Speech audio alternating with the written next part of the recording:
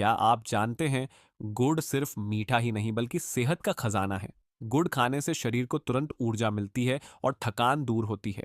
ये खून को साफ करता है और हीमोग्लोबिन बढ़ाने में मदद करता है।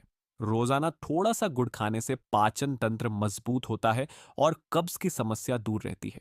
सर्दियों में गुड़ शरीर 3000 कैलोरी देता है, को अंदर से गर्म रखता है और इम्यूनिटी बढ़ाता है। गुड़ में मौजूद आयरन, कैल्शियम और मैग्नीशियम हड्डियों को मजबूत बनाते हैं। अगर आप चीनी की जगह गुड़ अपनाते हैं, तो यह सेहत के लिए ज्यादा फायदेमंद होता है। लेकिन याद रखें, हर चीज की तरह गुड़ भी सीमित मात्रा में ही खाएं। स्वस्थ रहना है तो गुड़ को अपनी डाइट में जरूर शामिल